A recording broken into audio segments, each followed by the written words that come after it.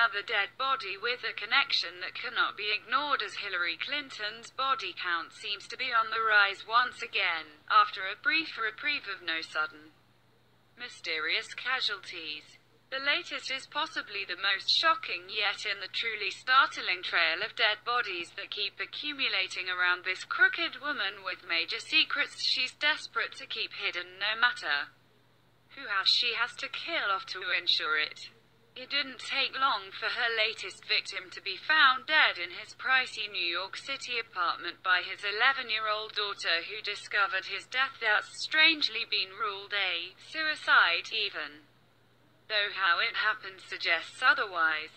Breaking news out of NYC, he's just been found dead after exposing the Clintons. This is huge. In what's being reported as a famous surgeon to the star's unexpected suicide brought on by stress. The timing of his death after what he just exposed of Hillary's cannot be ignored. Why would a wealthy, acclaimed trauma surgeon with 3 young daughters kill himself in a particularly gruesome manner in his home? We're not the only one asking this very important question. The way he died would have been particularly difficult to do to himself. Furthermore, when his daughter found him and called for help, she reported it as an assault, a fact that Democrats are desperate to hide. The New York Daily News reports investigators were treating the death of Dr. Dean Lorick as an apparent suicide, sources said. He was under some personal stress, a police source said. The surgeon was home with his daughter, police said, adding there were no signs of forced entry at the Tony Upper East Side apartment at Park Avenue and E96th Street. The girl alerted the building's doorman, who called 911. Police said the call was regarding an assault. Cops found the 54-year-old doctor's body in the bathroom around 1 p.m.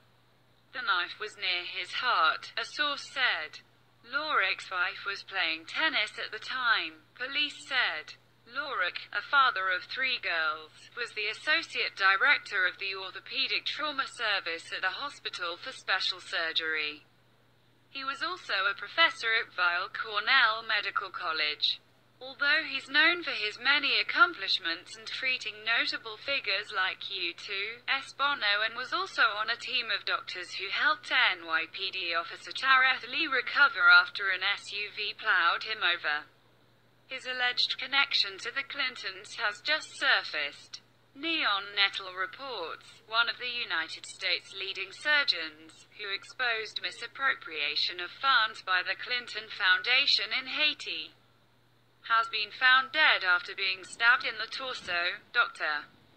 Dean Lorick was found on the bathroom floor of his New York apartment by his 11-year-old daughter with a knife still stuck in his chest at around 1 p.m. on Monday. Those who follow WikiLeaks and have investigated Hillary Clinton's emails may recognize Drive Dean Lorick's name already. In 2010, Lorick was part of a relief effort that flew to Haiti as a volunteer to offer his skills for civilians who had been injured during the earthquakes that devastated the region. Within 24 hours of the earthquake, a 13-member team of surgeons, anesthesiologists, and operating room nurses was assembled, with a massive amount of orthopedic operating room equipment, and flew to Port-au-Prince with Dr. Lorick. Bill and Hillary Clinton's charitable Clinton Foundation led the relief effort in Haiti, raising millions of dollars from around the world to help the people recover from the natural disaster. Sadly, most of the funds never reached the people of Haiti, but instead lined the pockets of the Clintons' associates who were meant to redevelop the nation, but never delivered. Dr. Lorick and his team were there to help save the limbs of those injured, which without the proper medical treatment, would have meant amputation for a lot of people. Lorick described amputation in those conditions as a death sentence, and hoped to treat as many sufferers as possible, saying, "We expected many amputations, but we thought we could save limbs that were salvageable, particularly those of children. We recognize that in an underdeveloped country, a limb amputation may be a death sentence. It does not have to be so. With the amount of money that was being donated to Haiti for the victims, Lorick and his team expected to have full support when their plane touched down. Instead, he described the situation as shameful and witnessed firsthand a huge misappropriation of funds, with the people affected by the disaster receiving no help whatsoever. Dr. Lorick was disgusted by what he saw and sent an email to then Secretary of State Hillary Clinton's Chief of Staff Cheryl D. Mills to report what he had seen. The email was forwarded to Hillary Clinton, which meant it then found its way into WikiLeaks' possession and can be read here.